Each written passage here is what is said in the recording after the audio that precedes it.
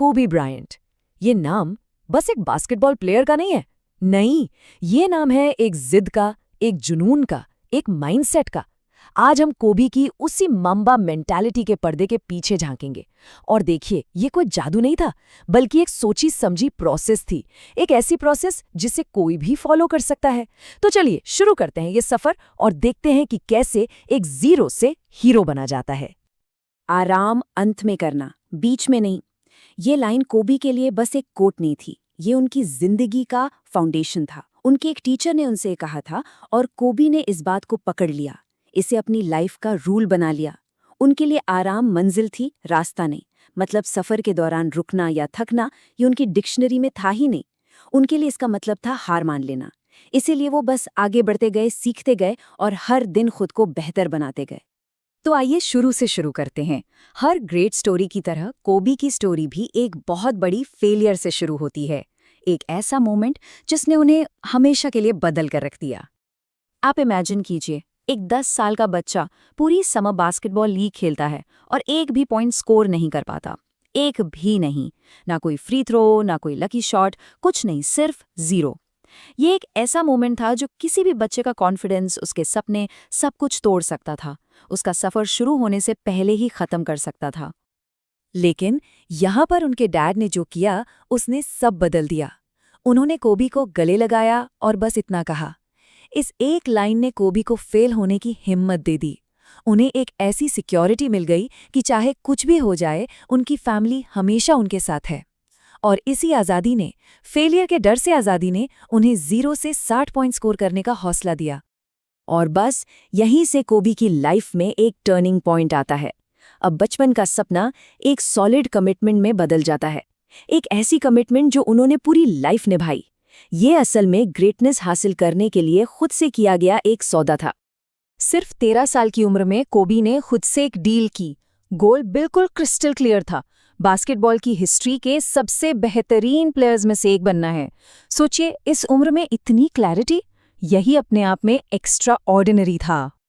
और पता है, सबसे इंटरेस्टिंग बात क्या थी?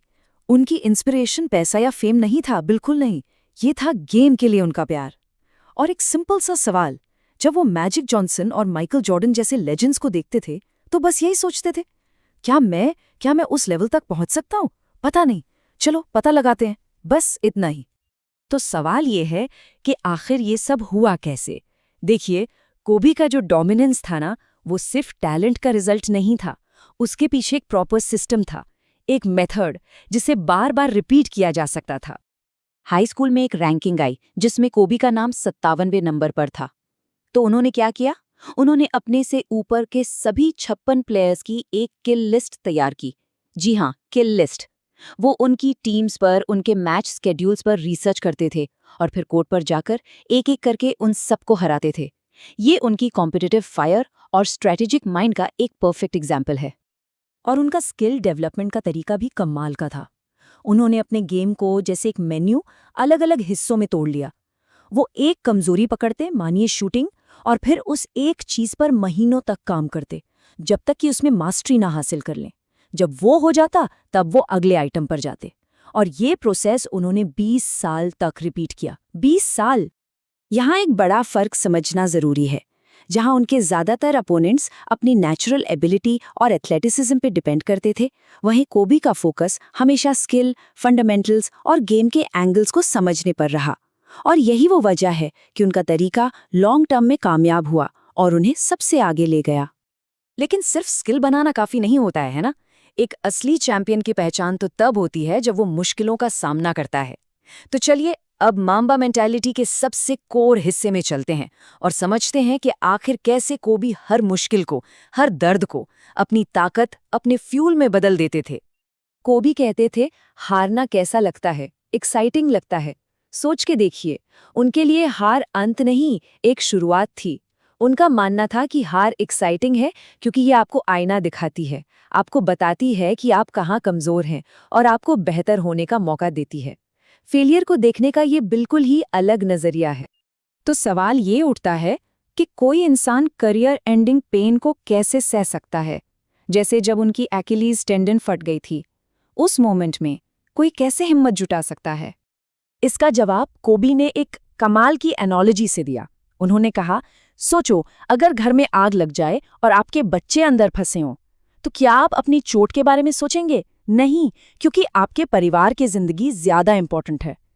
उनके लिए गेम और टीम की जीत उनकी अपनी चोट से कहीं ज्यादा जरूरी थी। उस इंजरी के बाद उन्होंने एक फैसला लिया, अपने बच्चों के सामने एक एग्जाम्पल सेट करने का। उन्होंने तय किया कि कोई भी ऑब्स्टेकल, कोई भी चोट उन्हें डिफाइन नहीं कर सकती, वो उन्हें तोड़ नहीं सकती। और जब भी वो इस खेल से दूर जाएंगे, अपनी शर्तों पर जाएंगे। और अब हम इस सफर के सबसे आखिरी और शायद सबसे जरूरी पड़ाव पर आ गए हैं, ग्रेटनेस का असली मतलब क्या है। कोबी के लिए ये सिर्फ पर्सनल अचीवमेंट से कहीं कहीं ज्यादा था। कोबी की डेफिनेशन सुनिए। उनके हिसाब से ग्रेटनेस वो चीज नहीं है जो एक इंसान के साथ ही खत्म हो जाए। नहीं, असली ग्रेटनेस है अपने आसपास के लोगों को इंस्पायर करने की एबिलिटी, ताकि वो भी ग्रेट बन सकें। ये बिल्कुल एक चेन रिएक्शन की तरह है।